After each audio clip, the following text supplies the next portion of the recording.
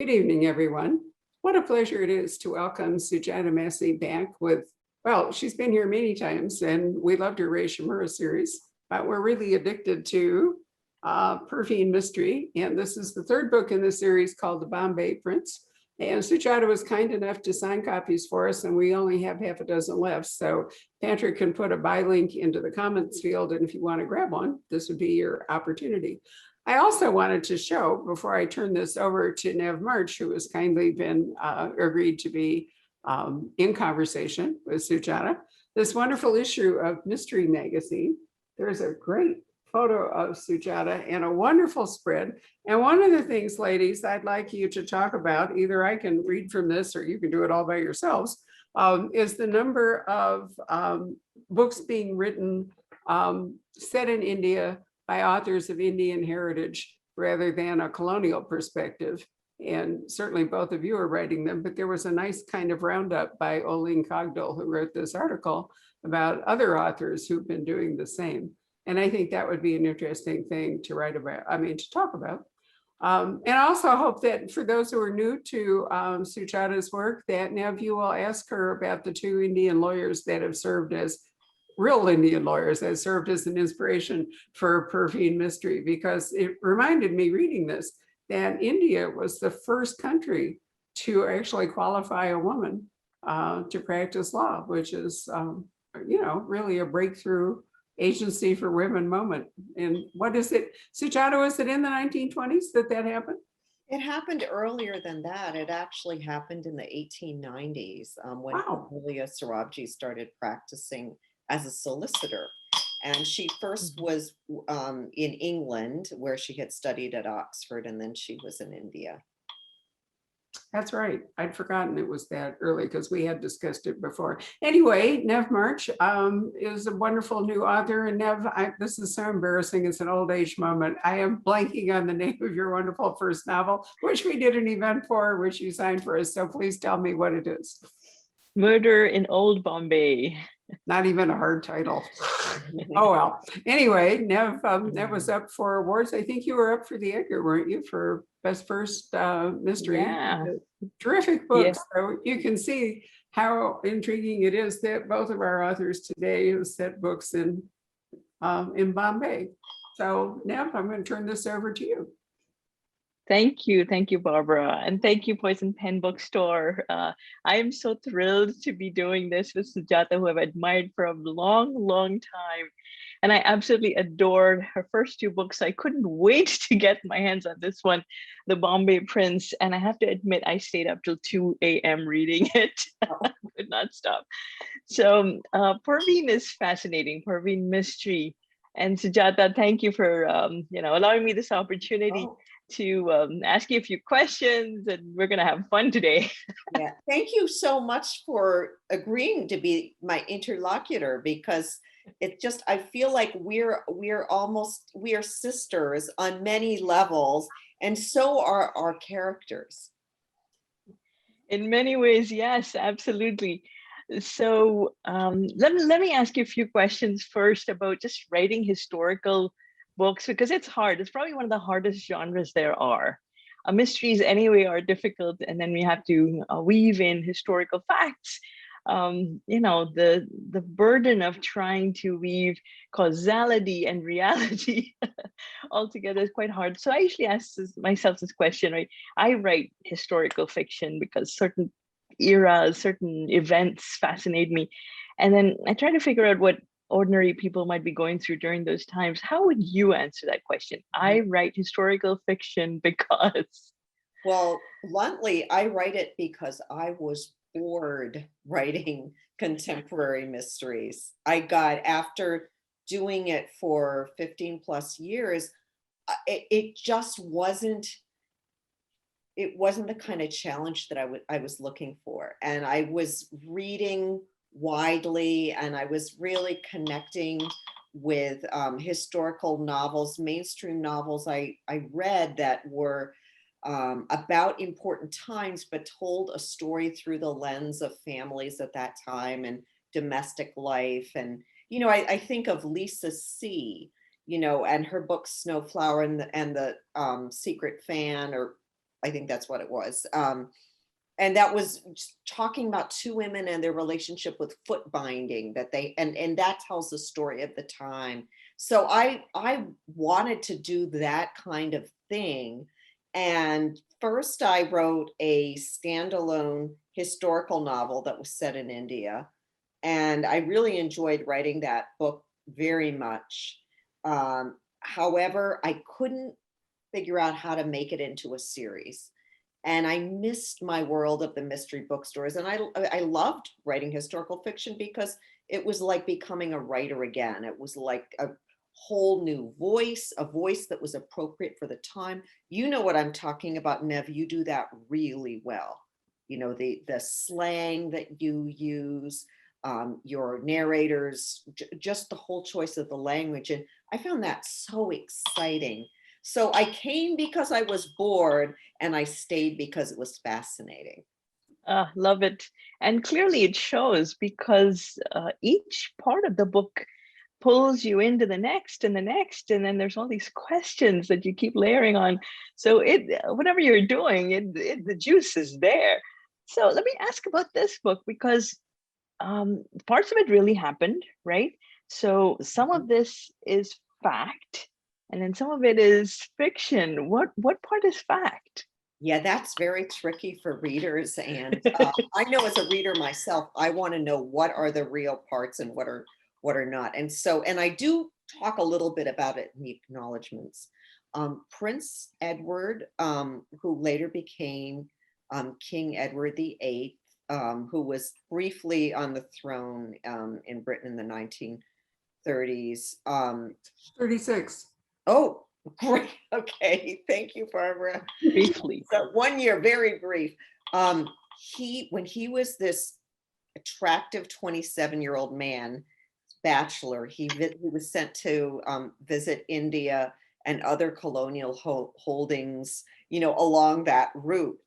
And when he visited India, and it was actually 4 months in India, so it was a really long time, there was a huge amount of civil unrest that began the day that he arrived. It actually began really the morning that he arrived. That's true. And what's interesting, it was the unrest wasn't directly a protest of Edward, we don't like you and you're not here. It was Indians fighting Indians. It was a group of people that were going to celebrate the prince's arrival, or they had gone and they had sat in the stands and they had dressed up because they liked them. And a lot of these people who had gone were Parsis and Anglo-Indians. And at the train station, they collided with another group who had just been at a rally sponsored by Mohandas Gandhi, the freedom fighting lawyer, and they were burning European clothes. And so here they see these people in European clothes. And so it was a big fight between the two groups. And what's so interesting is Hindus and Muslims united, which they usually, you hear about violence against each other, but they united against the folks that they thought were sympathizers of the prince. So this fighting went on for 3 days. A number of people were killed. I mean, it wasn't a gigantic number. It wasn't anything like those partition riots, but there was a lot of property destruction during that time. So I was able to get a lot of information about that, and I used that as the backdrop for the mystery. It's wonderful. Your book actually prompted me to start researching a little bit about the silent movies of the time. There's actually a very long clip on YouTube that has, there's no voice, of course, but it has actual pictures of the prince. And yeah, he's a handsome guy. And of course, the pomp and the ceremony is unbelievable. And you allude to a lot of that. You really drew the pictures of the crowds and the excitement and all the women getting all, and the opera glasses, and oh, charming. So I felt like I was there in that, you know, in the excitement of the moment. And then of course, something happened. So we're going to get into that next. But let me ask you this, Parveen Mystery, right? For people who haven't read the first and second book, what's she like? What's her nature? Yeah, okay. So Praveen Mystery she's a 23-year-old young woman lawyer who studied in Britain, and she came home to Bombay to work with her father because there were not a lot of people who wanted to hire, a woman solicitor. And she's not the first woman lawyer in India. That's Cornelia Sarabji, and I've mentioned that. I try to mention that in every book Yes. to give credit where credit is due. But she is, in my world, she's Bombay's first woman solicitor. And she is somebody who loves her family very much, but she also has these ideas of her own. She is interested in freedom for India, and her family's not so sure. Not everyone in her family's on the same page. It's a lot like what happened over the last 4 years, where you might have two brothers that voted different ways, and Yeah. all these difficult conversations, and who can you bring home and who Yeah. can't you bring home. So that was going on there too. So that's a concern of hers. And then probably one of the most fascinating things about her is she's in a little bit of a purgatory because she can't get married. And I don't know how much I want to say, because if people on the call haven't read The Widows of Malabar Hill, that explains why she's in this really weird romantic Limbo. predicament, limbo. She's in limbo. She lives with her parents. She'll probably never be able to, be partnered or have children. And before that sounds like too depressing, like she's a dynamo. So Oh, and those she's were interesting times. yeah, she's very conflicted, I thought, but she's very responsible. I kept seeing her as very diligent, trying earnestly to do the right thing by each person. She's constantly looking at what the legal obligations are, but also, is there a conflict of interest? Can I protect this person? I just thought she had such a caring and, a very very thoughtful personality. And then, of course, I'm rooting for her to actually find somebody. So, yeah, all of that is very interesting in the background. But there's the context, right? So, the context, of course, the Parveen mystery is Parsi Zoroastrian, which I am in real life. And I found it to read your books is pure nostalgia for me. So there's all this detail in your story about the bogs where many Parsis live. And Parsis, for those who don't know, are they're descendants of the medieval refugees who came from Iran or Persia to India because of persecution, came for religious reasons and to protect their religion, and then stayed in India for 1,000 years or more. But many have since migrated to the West, into Australia and Europe. So there's a very distinct culture around the group, and there are many, many stories written about the Parsis, who were a pretty dominant group within British India. So I'm fascinated to get the details about the bogs where they live and their homes and the customs, and the funerary customs are really very I don't want to say peculiar, but very strange indeed. And many of them really still do exist. So, for example, the body should not be viewed when a person dies, should not be viewed by anyone who is non-Zoroastrian, non-Parsi. That is actually a custom now. If a person has died under terrible circumstances, there's going to be an autopsy, and that is particularly, terrible for the parents and goes against religious custom. Well, where did you get all that detail from? How did you research all this? Yeah. Well, there really are some old books about Parsi religious law and custom that are in print. Are you familiar with a magazine called Parsiana? Oh, yes. So Oh, yes. Parsiana, the editor-in-chief of Parsiana, has helped me quite a bit with, I Jangir, probably, okay. yeah. But he often he says, read this book. And so I read it. And then Okay. what I do is I go to one of my Parsi friends who comes from a religious family. And ideally, if their mother is there, then that's really good, because the Even mothers, better. Oh, the older generation remembers a lot. So that's why. That's why it's so authentic. Okay, that's fabulous, because really some of those details, the food particularly. Oh, it's just pure nostalgia for me. So detailed and so accurate. there are So cookbooks. There's a really nice old cookbook which tells you they have a whole chapter on food for funerals, and that you should be eating these vegetarian dishes for such and such a time. Now, I'll tell you where I almost screwed up. I really wanted to have a scene toward the end of the book where Perveen and Alice meet this Parsi couple who you've met, the cutting masters, ah, and in a restaurant. And my friend said they would never be in a never. restaurant Yeah, within not 2 weeks of the death. no, So, no. so she said, it was like, okay, what am I going to? It's going to be a park bench. So Yes, yes, yeah. So true. Yeah, 40 days sometimes. Yeah, no partying for 40 mhm. days.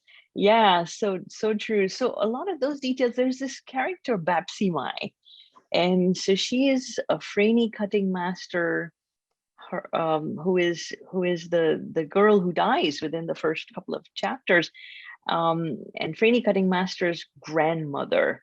And so Babsy is so vivid. She's it's like, I could turn around and she'd be my next door neighbor or somebody. She's so real. So where did that come from? There's a lot of reveals in that conversation where Babsy Mai is talking with the lawyer Parveen, and kind of softening towards her, because in the beginning I think she didn't like her for some reason. So where did that scene come from? Are there any particular stories you want to tell? Um, what I'm thinking about is early in the stage of writing, and I went to bring a copy of the Widows of Malabar Hill to a Parsi woman lawyer who had helped me a lot with my research.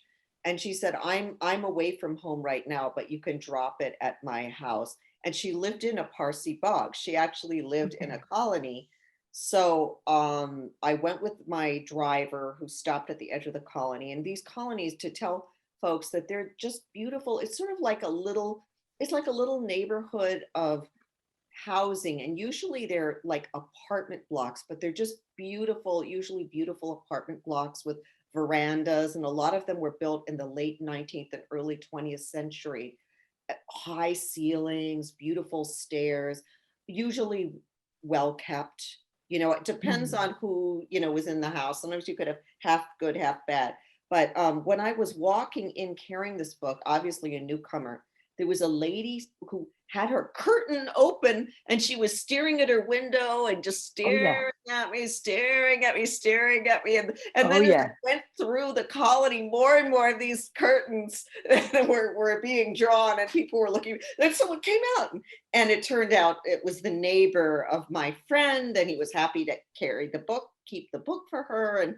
But Yeah. it was just like I was aware of how in these colonies, everybody is watching all the time. And I think the people who are home, the older generation, know everything. And then also, the fact that this grandmother shares so much with her, when I watch, my own son, the way he opens up to his grandma is so different Oh than with me, who he sees all the time. And he can tell things to his yeah. grandma that he can't tell to his mom. Yeah, which is the case for Franny, and that was where some very endearing moments, where we start realizing what's going on in the student's mind. So let's talk about Franny a little bit. Franny Cutting Master, you have such delightful names, and they're so vivid because a lot of the Parsi names really did come from their occupations. So her father was a tailor and a master tailor, so Cutting Master. Perfect. But Franny is a tragic and admirable character. So the first scene is a little, she drops a few hints. I actually went back and read the first chapter again after the end of the book to say, oh, that's what she meant. She leaves these obscure comments, but she's not very direct, and yet she's worried. Um, Franny's character is remarkable and is a very foundational piece of the plot, right? She has this upstanding nature. And it occurred to me that very few women were allowed a university education, even in the 1920s. Must have been very, very rare, also expensive. So I love that her honesty and her almost unrelenting, integrity are pivotal to the plot and pivotal to her nature. And then those pieces are slowly revealed to the reader in these conversations where her father has a different impression of her and her mother has a different impression of her and her grandmother knows her best. So with all this going on, you still have this time period where there's a number of possibilities. You have all of the people in the college outlined, and then there's a whole nationalistic element going on there too with the student union. So how did you decide? I'm not going to tell the readers anything more about who the villain is, but how did you figure it out? How did you decide, or when did you decide who the real villain was going to be? Yeah. It wasn't immediate that I decided. I kind of like that feeling of going along like the sleuth and things just start to appear to me. So it wasn't immediate, but what I wanted to do was show the just how many possibilities there could be. And I love academic mysteries where, there's a mystery within a college and it could be a teacher, it could be a student. I love that. And that's a specific genre. And I've never written an academic mystery before. So I enjoyed that. Then there's the whole political thing. Is this some kind of a plot? Is the Prince Edward's arrival and threats against Prince Edward part of it? That was something else. And then is it just like a random act of violence, which is really, when you have people that were fighting each other for religious, just for the way they wore a blouse or their hat that supposedly told everything about them, that would be very obvious. And that's what the police would think. And unfortunately, as I'm sure you know, Nev, from your research, that the police very often just arrested a person, like a poor person who didn't have anybody to stand up for him. There were no free defense lawyers like we have now. There was nothing like that. So it would be very convenient for the police to just arrest someone and say, well, there was all this violence going on and this guy was here. And Pervy knows that. So, that was something that I wanted to bring in as well. Yeah, well, you had me going because there are so many possible culprits. There's an Irish teacher who I had him for a crook, but oh my, he's very complicated. There's also these nebulous other characters that are visiting. And, there are so many threads to this. I was astonished how you wove them together and kept it all made. Every part of it was needed. Every part of it had a role to play. And there's an American too in the book. So fascinating stuff. That's my first and I do. American in India in my series, and I may have more of them. Yes, that was really fun, and I don't want to give away too much about that, but he was and that was so interesting. Yeah, and that JP Singer is his name, and he's a reporter from the San Francisco Chronicle. And during the time that the prince was in India, so many foreign correspondents descended on India. Like I was reading reports from the Christian Science Monitor and from newspapers in Australia. They were, of course, the papers in Britain, really surprising papers in the United States that I didn't even know. My own newspaper, the Baltimore Sun, had hired a stringer. They had hired an Indian stringer to report for them. And so it was really quite a scene with all these reporters. And I'm a former reporter myself, so I enjoyed having a character like that.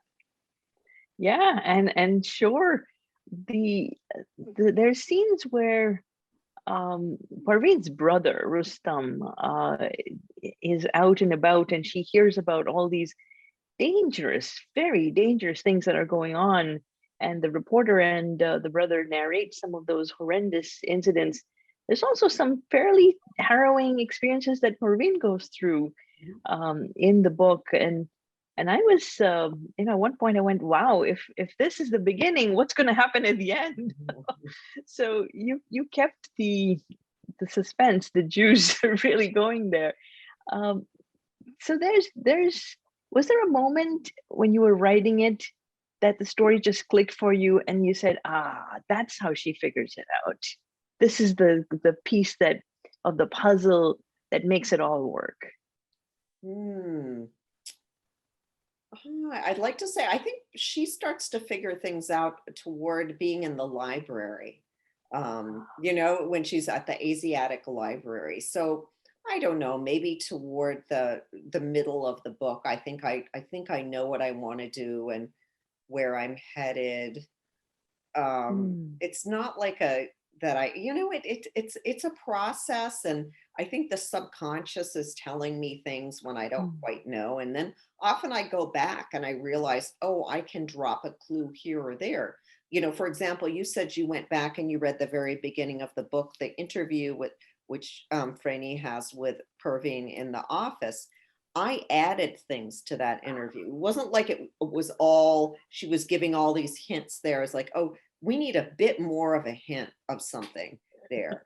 But I was fascinated with the idea that, somebody that is dangerously truthful, Yes. like she's dangerously truthful, and it's inconvenient how truthful she is.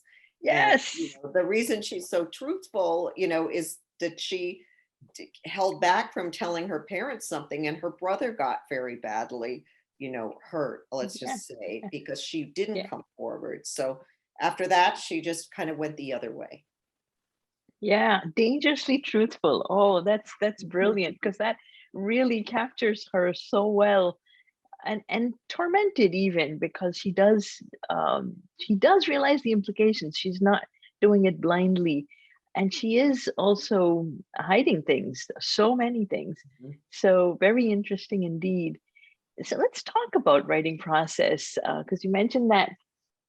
Do you work with an outline? Do you have a something of an outline or a detailed outline, and then you go change it? How do you work? Well, Nev, don't you have to turn in an outline to your editor before you? Yes. Okay, me too. Yeah, at least something. So I have to do that also. And so I do have an outline, because that's part of, that's part of my process of continuing my work.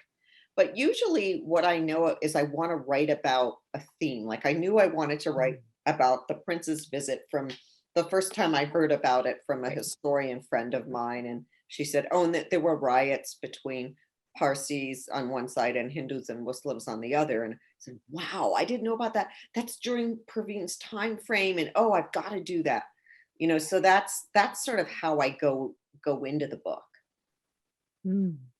Wonderful, because those are huge events, and she's perfectly positioned there to understand both sides, having a sort of a natural patriotism, in her nature, and yet being very much part of, a loyalist family where their business, their income is so dependent upon British patronage, and being overt supporters of.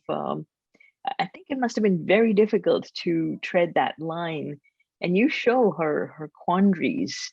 I feel like there really are three strands in this book. That one is the political story, and then the other one is Parveen's personal story, which is that she's met someone she's really attracted to, and he's reappeared, and she has that impossible fate of not being able to go anywhere. Plus he's in this political, he's a white guy, so, and she's a pro independence, so that's another one. And then the third strand that I like to work on is the legal story. Like how do I play with the law and how do I show the differences in, religious law? Like this was about Parsi religious law. Like the first book I wrote, was The Widows, was about Muslim inheritance law. And then this was a lot about, how is this, the coroner's court. We talked about how the coroner's court is and how does that interplay. I guess the thing I wanted to say about the coroner's court, because suddenly their mind may be spinning. So in Bombay, I think it still is to the present, a coroner determines cause of death and it's in a court and a jury votes on it. So it's not just, the medical examiner. The medical examiner's report is presented in court, and if police have something to say, they say it. If there's family members that have something to say, they say it. The audience can ask questions, journalists can go. So it becomes this big public thing, and you have either like 5, 9, or 13 citizens assembled, and they vote on it. And that's how you get your cause of death. And it doesn't have to be unanimous, but it has to be a majority. And yeah, I don't think they have juries anymore. I think the Nanavati case was the last jury trial, and that was turned into a marvelous movie called Rustam. If you haven't seen it, that's one I would recommend. It's a Hindi movie, but it's marvelous and also shows a lot of the intrinsic character traits of Parsi men in particular. But so the coroner's court is beautifully described bit by bit, and that's really where Parveen helps this family who have lost Franny, their daughter, in such a tragic and unexplained way. You have a celebration on one side of the road, masses gathered, cheering, waving handkerchiefs, and literally, I don't know how many feet away, but just behind them, there's this girl who is crumpled to the ground. That it seems, just so poignant that nobody noticed, and that there could have been at least a dozen, if not 100 witnesses, but nobody noticed.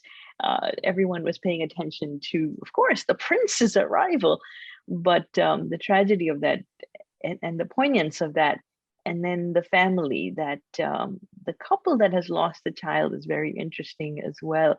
Very well etched characters. So I want to ask about the minor characters. I call them minor, secondary characters. Are these sourced from people you've met, people you've are related to you? Where do they come from? oh, not at all. Like they just all sort of are there. They make their way into the story. Like one of my favorite minor characters, and I think a lot of people who read like him, is Mustafa. And he is sort of like I don't know, like the charge d'affaires at Mystery House, which is the place, it's the law firm, which is in the ancestral family house in a neighborhood called Fort. And Mustafa is Muslim. He's retired from the military. He's Punjabi. And so he's a different faith, and he's in that same community. And he's got a lot of gravitas, and because of his seniority, he wants to make sure that Perveen is safe, and he kind of keeps a little bit more of an eye on her than her father, because her father's going in and out of court. So he plays a role. I really enjoy him a lot, and I've never known anybody like that, but he just sort of seems to be the right person to me. And then, she has this family. You'll see, I think we could talk about Alice. Alice is an interesting character. Yes.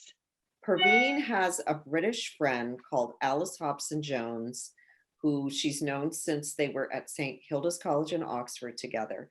And Alice is a mathematician. And when she was in Britain, all she could do was teach in a secondary school.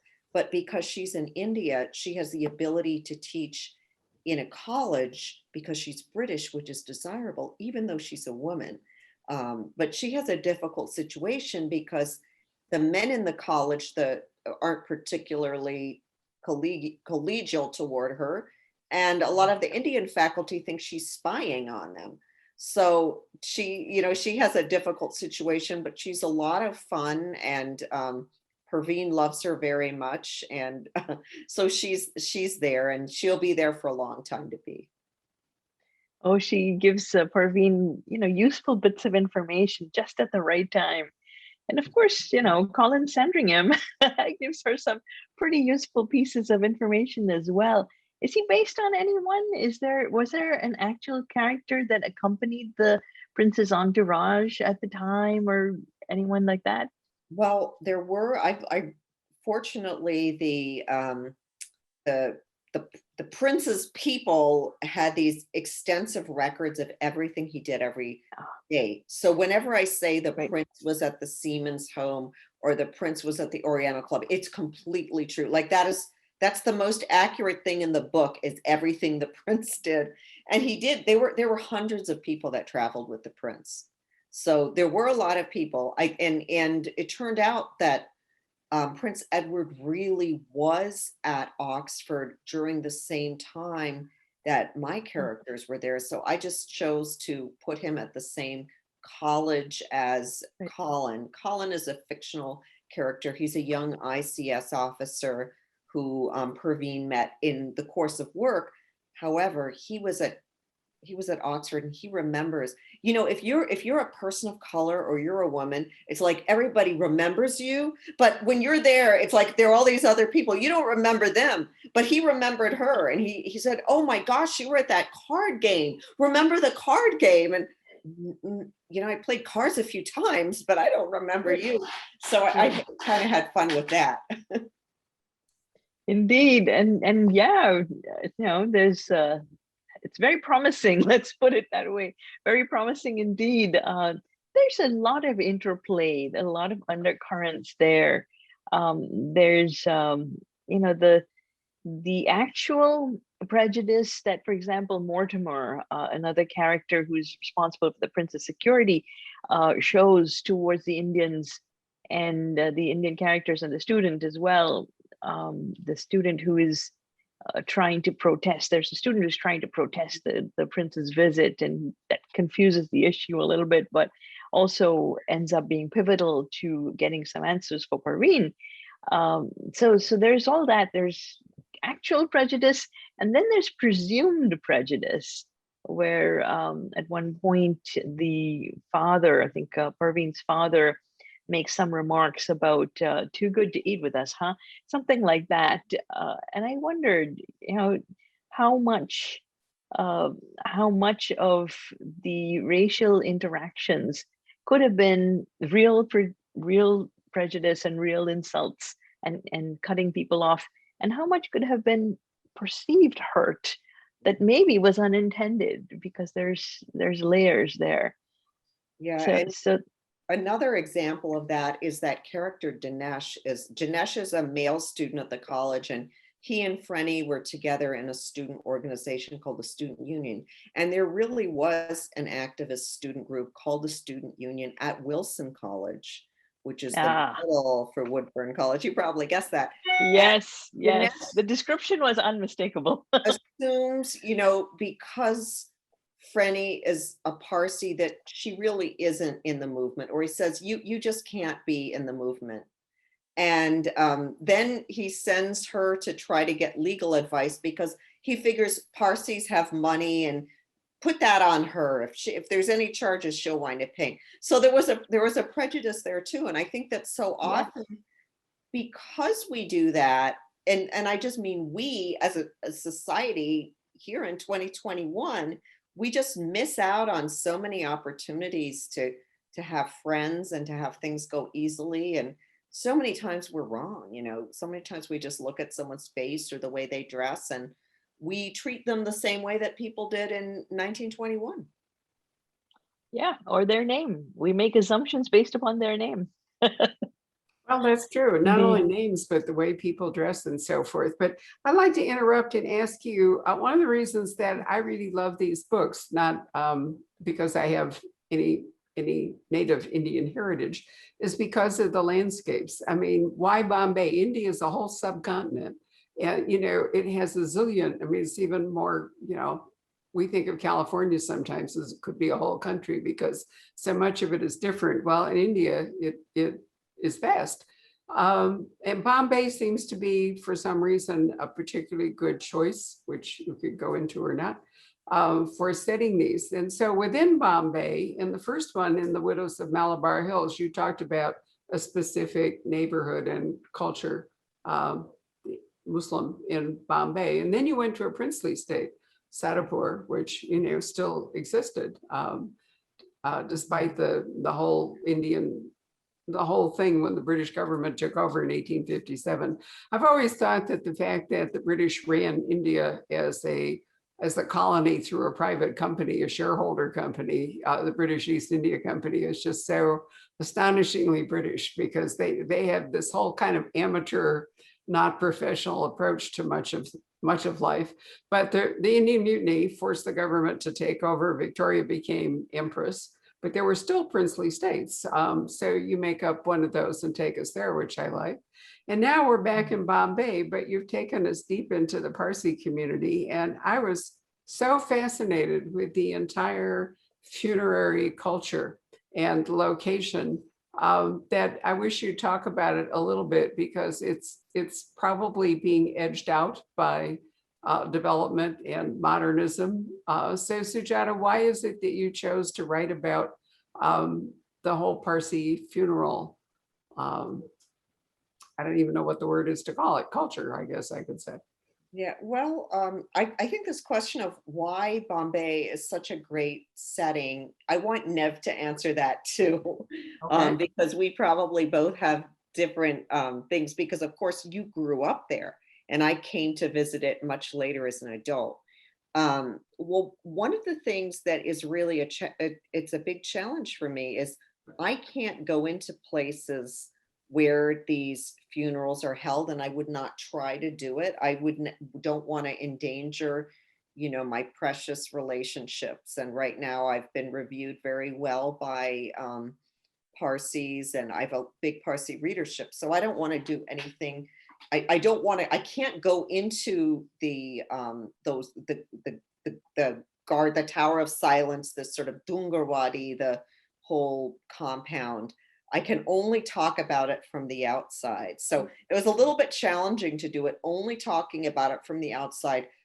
I relied on that religious book to teach me a lot about these dogs. Like, one of the things that I was so fascinated by is within the, after someone is dead and, hopefully laid out at their home, they have a dog that has spots over its eyes. And that because the dog has so many eyes, that means that they would be able to see if there was any sign of life, that they could see better than you or I could see. And, so there were things like that I could do, but I know there are things that I've missed. And I'm sure you've been to Dungarwadi, right, Nev? Yes, I have. Yeah, unfortunately, a few times, and your descriptions were spot on. So no mistake there. There is a, just the aroma of the sandalwood and the peaceful surroundings. It's a huge compound right in the heart of Bombay that is surrounded by walls. Actually, on the far end, they even have high rises now, but it's entirely green with these massive banyan trees all over. And then you have these towers of silence, which are really round circular structures, very well described in Perveen's books. In this particular one, where there are pallbearers that then take the body into the places where the bodies are laid out in a particular structure, and then there are vultures that will take the body and decompose it to some extent, and then eventually the bones will cluster in the middle where they will turn to ash. There's customs around each of them. The addition of the dog is particularly interesting because there were a few people, I'm told, that fell into deep comas, which might have appeared to be death, so deep that the pulse couldn't be detected. In fact, in European culture, there's this practice of putting the bells into the coffin just in case the person wakes up. They'll ring the bell, and how horrible to be to wake up underground and be buried. But to prevent any such possible mistakes centuries ago, dogs were known to have the ability to sniff and to be very, very sensitive in their smell, so that culture added, that element was added to the procedure, to the process of detecting whether the person is really dead. So it's many, unusual pieces like that, which are well described. There's the custom that no one else should touch the body. Again, protecting a person who can't protect themselves, right? So the body cannot be defiled. If you only have Parsis or Astrians now in charge of or being around the body, then no one else can possibly defile the body. So there's reasons for those things. And you described a lot of those, the moments, also the pressure that you don't want anyone, any outsiders, even if they may be of your religion, but you don't want anyone other than those who are close by, close to you emotionally, to be there. So a lot of those pieces you brought in subtle ways, sometimes just one line of dialogue. So I have to commend you on that, Sujata. To go back to the question of why Bombay. So Bombay was huge. The city of Mumbai is tiny compared to the Bombay province. When British East India Company had control of large parts of India, there were only 4 provinces: Central Province, Bengal, Madras Province, and Bombay, which includes geographies that are now divided into 4 or 5 states. So it was enormous. It was also the cultural, and I want to say the commercial hub of India, being on the coastline, having a lot of very good ports, and including all of Gujarat and Maharashtra and part of Karnataka were all part of Bombay. So my book is Murder in Old Bombay, and I love it that the word Bombay is reprised in this one, the Bombay Prince, because it really evokes the feeling of the colonial Raj. The word Bombay is no longer in use; it's Mumbai now, but that's why Bombay, and it's just chock full of all the subcultures of India intermingling. I want to say that it is possibly the first real cosmopolitan city of India. You did have a lot of incredible literature that came out of Bengal. The Mughals in North India had marvelous architecture and incredible structures. I mean, Taj Mahal is only one of them. There are many, many more. South India has fantastic ancient temples, and the culture is incredibly rich.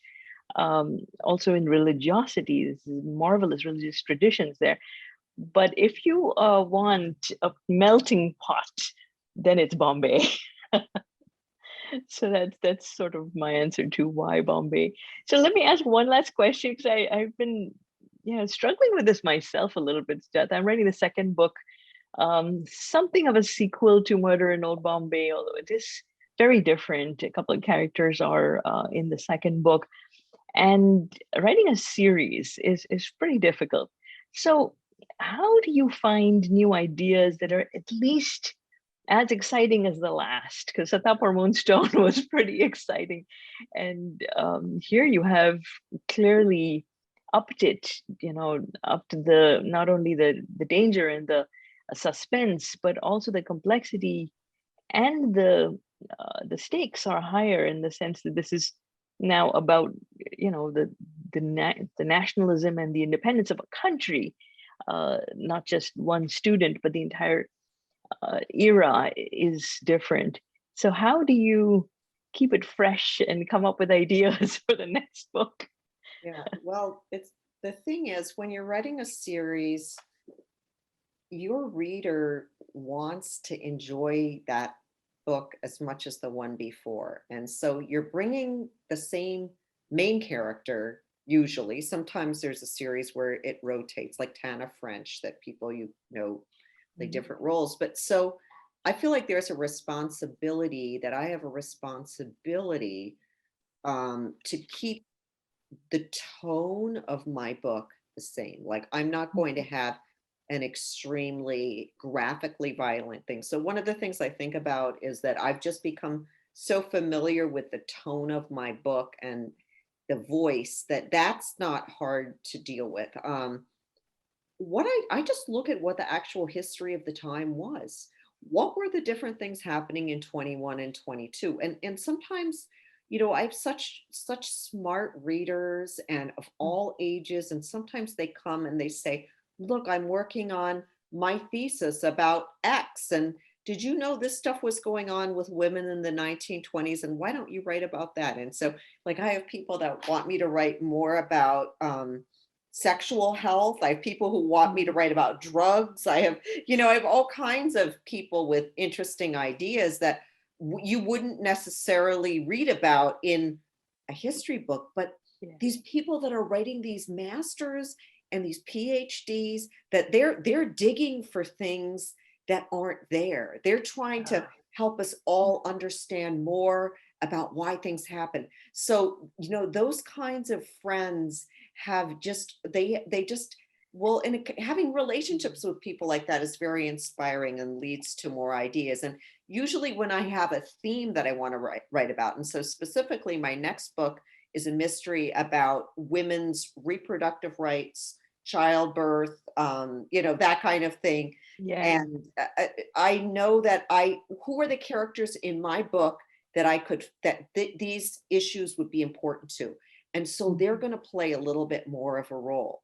And there was also a very wonderful early woman doctor in Bombay, Dr. Jerusha Gerard, who was like the first woman OBGYN in Bombay, and she's a Jewish woman. And so that's another minority culture. Ooh, So, yeah. and got along very well with Parsis.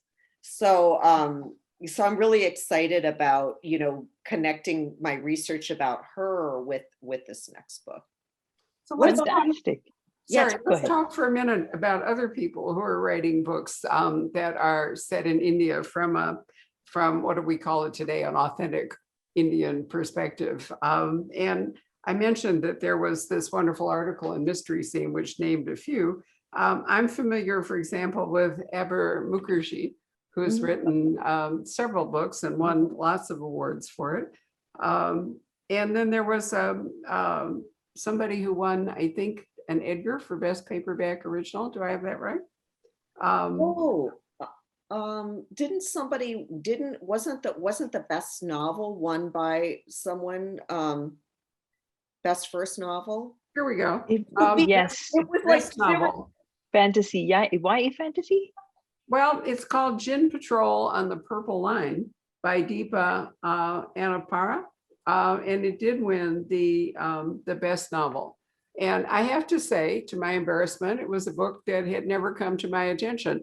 And it's kind of not a good thing if if I don't know a book nominated for an Edgar.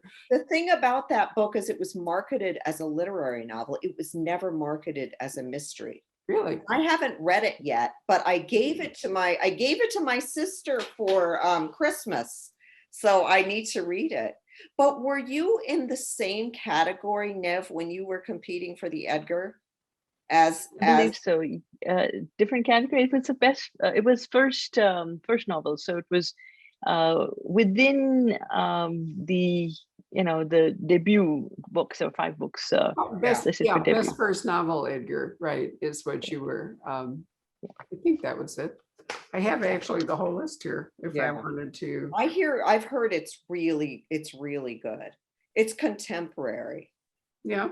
So, and I'm really glad that there's a range of mysteries coming out that are not just like about the past, but that are showing what's going on in India and Pakistan right now, and also reflecting the lives of Asians in the diaspora, like, things that are going on in Britain, for example. Like, there are a lot of talented writers there that are breaking into print now. And I wish I had prepared a list of those, but there definitely are some people that I'm hearing about, but it's not, it's not widely. Sometimes it's a smaller house, or it's being marketed toward literary. Like, for a very long time, the publishers just thought that, the Indian writers were writing literary fiction. And I don't know if you feel this way, Nev, but a lot of these books were very, tragic ends, and they didn't show a lot of just like the diversity of lifestyle and person. And I think we're able to do that in mysteries, because that's what mysteries do. And I'm very excited about what's going on. Yeah, I agree. I love that there's more interest in international literature and international books in the mystery genre. I was very, influenced by Bapsi Sidhwa and Geeta Mehta. And yes, they're marvelous writers. But there is sometimes a thread of melancholia. Even Jhumpa Lahiri, fantastic lyrical writer, with that thread of melancholy that sometimes pervades literary fiction. But then there's also, the Inspector Gotse series. That's just a riot, right? And then there's V.S. Raman that is writing some marvelous books now. So there's a mix, and I want to say uh, initially that when I was pitching agents, I pitched to 90 agents before 2 people responded and asked for my manuscript. And I go, okay, I just had the plan I had a list of 120 agents that were interested in historicals and mysteries. I said, okay, that's my plan. I'm just going to pitch them all. But 90 agents, when you hear no from 80 people, you might start to believe it. You might start to believe that the book isn't what you think it is.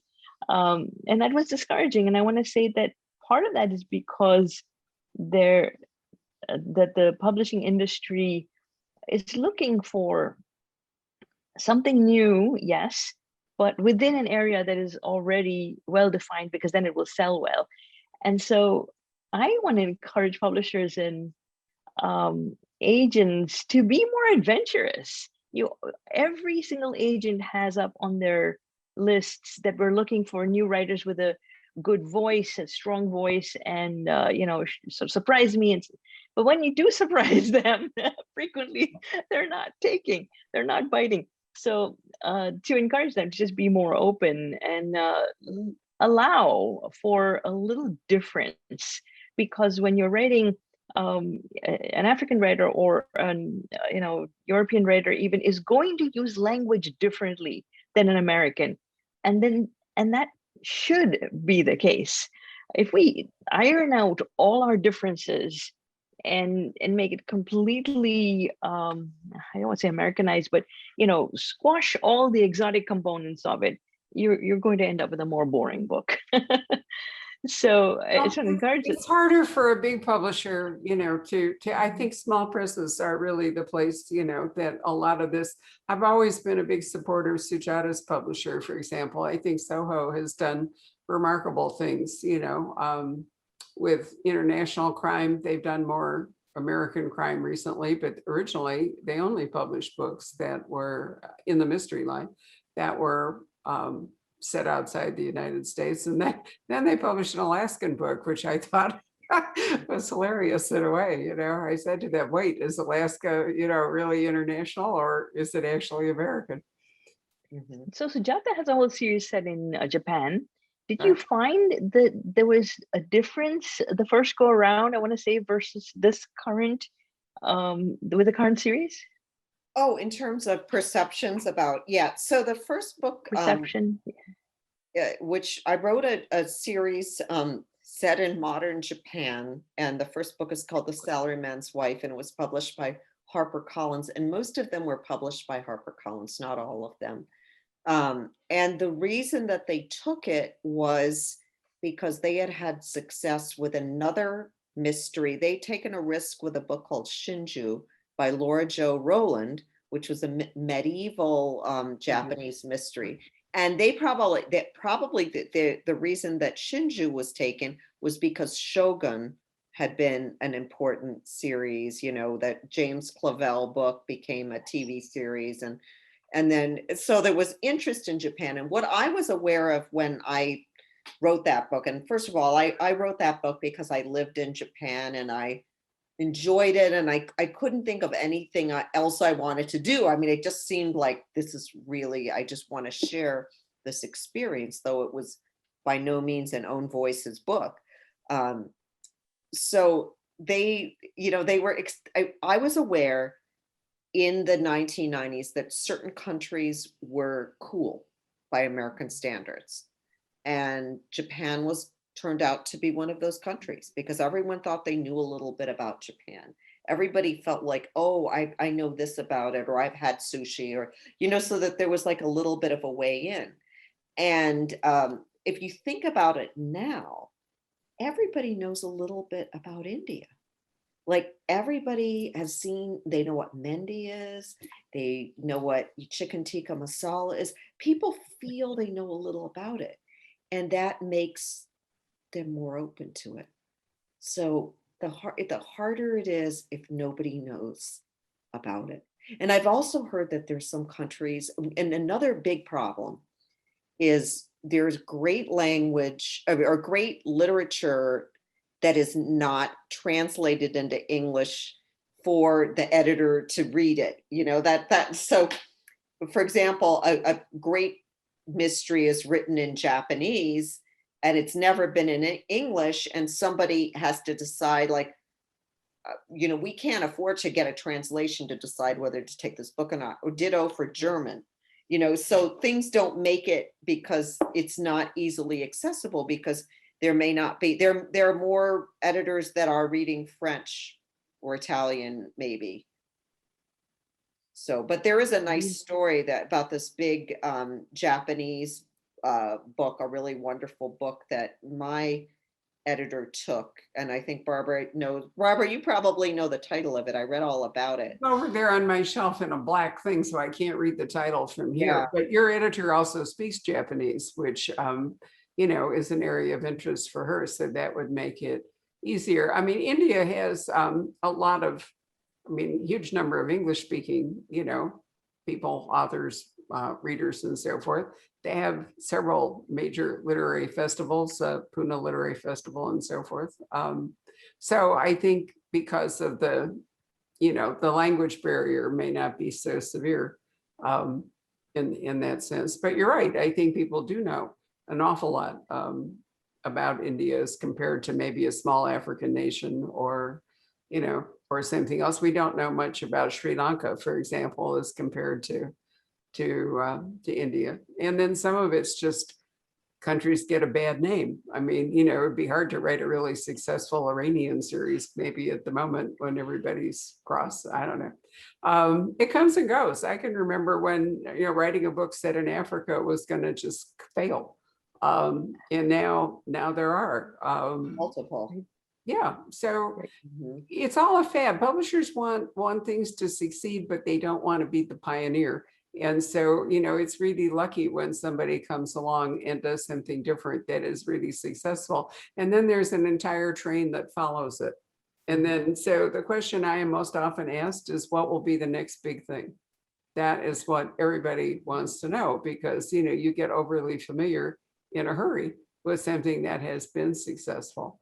And then, how do we start a new trend? How do we move from Silence and the Lamb and the serial killer thriller to Dan Brown and the religious, artifact thriller? Yeah. So everything was a Da Vinci clone for a long time. And then we moved on to, to something else. We're still in the Gone Girl thing, but the Gothic is making a comeback, and Nordic noir is giving way to Australian noir, because there's a lot of native Australian publishing that's fairly new. Writers in Australia being published and being brought to other countries. Jane Harper and The Dry, for example, a pioneer there. And so it's always shifting. The good news is that what you're doing is on the upswing, not the downslope. So that's a very positive thing. And it helps a lot that you are both writing good books and are planning to continue. So let me call Patrick up because he's been trapped there behind his little shield for the last hour. Sorry, Patrick. I lost track of time completely. Not at all. I've been enjoying this discussion, as have a lot of the people that are watching. Great. I don't have a lot of specific questions. There are a few. And you have a number of fellow authors watching, like our friends Cara Black and James Ziskin. Maybe another one here too. But as far as questions, yes, let's see. Arlene wants to know, she says, for Sujata and Nev, one, what do you do to take a break from the world of your stories and characters? And two, what keeps you inspired to write let's see, she writes, what keeps you inspired to write the genre of stories that you want to tell? I'm not exactly sure what she's getting at there, but. So how do I take a break? What I'm doing right now. The family and I are away on vacation. I just turned in my manuscript literally at 2 o'clock the night before we left on vacation. So I'm away from it for a week. I'm gonna get another week when I get home.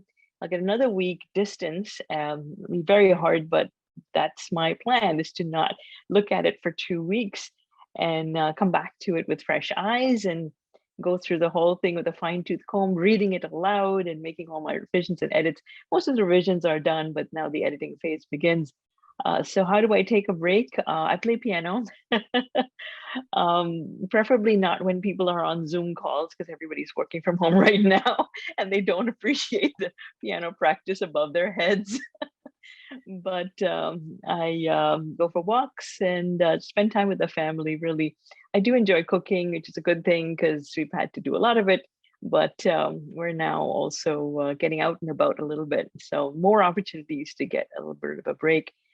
And how do I keep fresh or engaged with the genre I'm writing in? I think I actually leave that to the characters because they keep talking to me. And the second book, for example, the one I'm just working on right now, one of the characters wouldn't let go. And I kept saying, the book is done. The book is done. I want to do something else.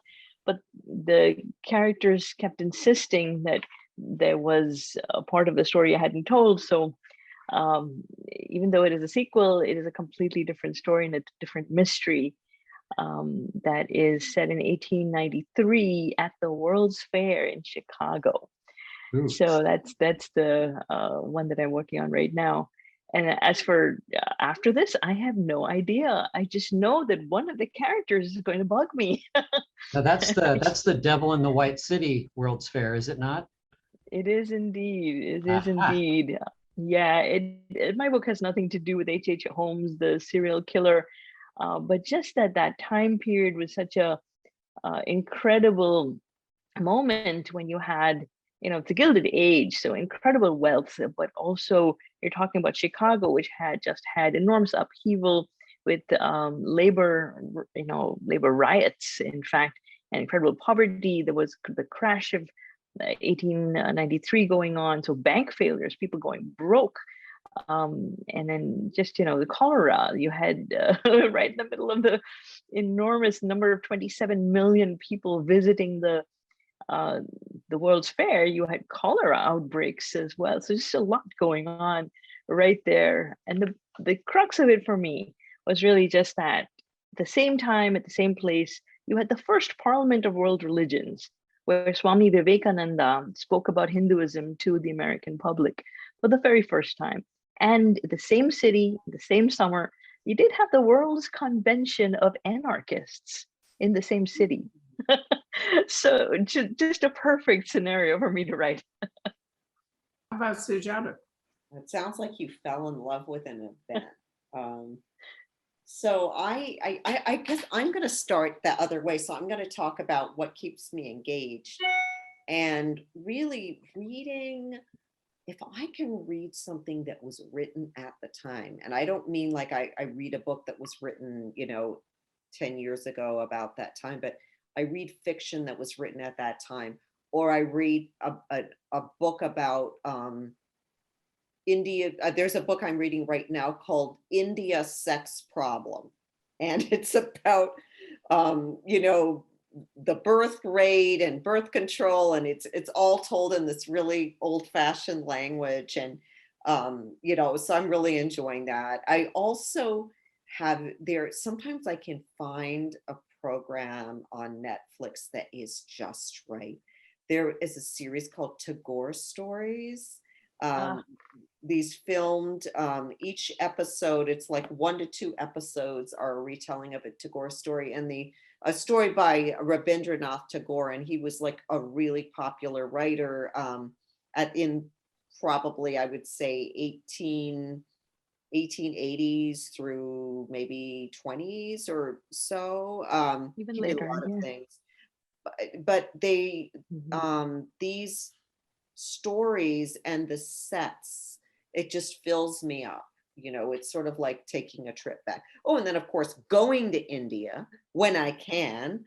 That just every time I go into when I go to a building that's new for me, or visit it with someone else and talk to someone there, that opens a lot. Like the Asiatic Society, which was the Asiatic Library. That is just a really special place. And I wouldn't be surprised if that factors in a whole lot of books that are set in Bombay. And what I do to relax, well, first of all, I have trained myself that I tell myself that when I go to work on my book, that's my escape. So it's sort of like a mind game that, like, day-to-day life is so relentless, and I'm so lucky I'm escaping into this book. So, but if I get stiff and tired, or just like no more ideas, I garden or I take walks. A couple of weeks ago, Barbara, remember Stephen Hunter was on the program, and he made an interesting point about, he was saying, my biggest challenge is just to maintain that focus, while he's writing. And, he says everything else in his world can just go to chaos, but as long as he can, dial it in during his writing time. I thought that was an interesting point. It's harder when you get older too. If you listen to Phil Mickelson talk about, winning the PGA, it wasn't that he was playing golf any worse. It's that he didn't have as much energy as he has hit 50. I wish I could be 50 again. But anyway, the focus was hard. And I do think that everyday life is so distracting, and has been so during the pandemic, and we've been crowded together in ways that we were not familiar with and all that. I agree with Sujata that, I mean, for me, every book I read is an escape. So I can see that writing a book would also furnish you, with an escape, because you get to go to a different world. It's wonderful. Anything else, Patrick? Yeah, James Ziskin, he was asking about the beautiful cover, and he said, is the cover an illustration from the Taj hotel scene? Yes, it is. And we were trying to figure out a good cover design. And first we thought, oh, it could be something like the Prince's Parade, and they felt it was too generic. And they said, well, what about an interior scene? And I said, well, the last time I was at the Taj, I took a whole lot of photographs, and there's this incredible stairway carpeted in red, this cantilevered stair. And so I sent a photograph of the stairs, several photographs. And I said, and there's this really big scene with a couple of guys fighting. And then Praveen is going up, and there's another lady there too. And I, even after we decided on the cover, I changed my scene a little bit, so it would be even more literally like the cover, because of people like James that would notice that. Yes, but I sent Sujata Alan and Unwin, her Australian publisher, recently came out with the cover, and I sent it to Sujata, the email I got from Alan and Unwin, and it's different. Although I think maybe the stairway is also part of that cover, Sujata. No, it's Are just they on a balcony or something? I'm trying to remember. I think she's just herself. It's just a pretty person there. Now, India has a really cool cover because they went with, I said, look, it's basically a Wilson College. It's Woodburn, but it's Wilson College. I said, you could have her outside of Wilson College. And they said, oh, we know that place. And so they just made a beautiful depiction of sort of like one of these, it looks like you're standing outside a college building. Right. And it's interesting that they do the woman, the mystery woman, kind of, you see the back of her. And that's like a real classic thing on mystery covers. And a publisher once said to me, the reason we do that, we show the back of the heroine on the cover, is so that the reader can imagine her whatever way they want, and they're not going to be turned off. Right. Some people think it's a cliche though. One time I had a very, very, a sexy nude person on the cover of one of my Indian books, not the Perveen series, mind you. I was really concerned about it. Because I thought that women wouldn't be able to carry that book in public without people thinking they were reading erotica. It's an interesting point. I know Larry King's new book, Castle Shade, which we have sold out of, so I can't show it to you, is about Marie, the Queen of Romania. And so since she was a real figure, they actually show her full face. Whereas, otherwise, you're right, it's usually a side view or a back view so that the reader can imagine what the cover is. And I find it fascinating that different countries and different publishers have different visions of, how to package the book, what kind of cover and so forth to put on it. So you can look for Sujata's book and see there are at least 3 that we can mention. Now it's the same illustrator who's been doing the Maisie Dobbs. Right. book. Yeah, I can So see that. you can see that similarity. Yeah.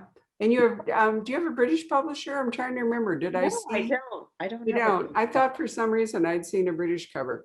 Anyway, Patrick, is there anything else? Because we probably kept people a long time. Yeah. The only other thing I thought would be kind of neat to do would be to show Nev's cover, which is also really beautiful. Well, I haven't got a copy, so if you want to show it, you're going to have to find it. Do you have it handy, Nev? Do you have your book just at your fingertips? Unfortunately not. I'm on vacation. I don't have a copy right here. So Well, this- beautiful. That's not going to be too pretty, but there it is. Can you see it, or is it Yeah, no, a very whole bunch of nice. different versions of it? You know what this cover reminds me of? It reminds me of these old travel posters Yeah, for India, and like that the people in that kind of like maybe a bazaar setting or something. Yes. it's Yes, very that's what they colorful. were going for. Yeah, no, I liked it a lot. I thought the colors were wonderful. You didn't see that much brilliant yellow on, and I can say that because in part it's an unstable color, because we used to make the mistake of putting books in the windows where the sun and the heat shone in, and yellow was the color that always went bad. It That's just doesn't hold up bleached. well, Okay. and so it doesn't, you don't see it that often, but I think it's beautiful. So thank you. This has been wonderful. It's such a treat to see you again, Nev. And Sujata and I and Dana Stabenow and Val McDermott, we did a wonderful chat about Josephine Tay, who we all very much admire. And you can find that someplace on the Poison Pen. I don't know, is that on YouTube, Patrick, or is it on the Facebook? Yeah, it is. It is somewhere on the book Yeah. chats section. But that's a really interesting, I love what Sujata has to say about Josephine Tay. So that was a lot of fun to do. Anyway, thank you very much. We did have, when we started, maybe half a dozen autographed copies of the Bombay Prince, which we urge you to buy. We are totally out of autographed copies of Murder in Old Bombay, but we will hope to remedy that with your next book, Nev and Sujata. Thank you. So thank you so much. Thank you for joining us, all of you who have been watching, and enjoy the rest of your evening. Yeah, I Thank appreciate you. it. Such a pleasure to be here. Thank you. I'm Bye. so honored and grateful to be with all of you. Thank you. It Thanks was so our much. pleasure, Sujata, believe me. Good night.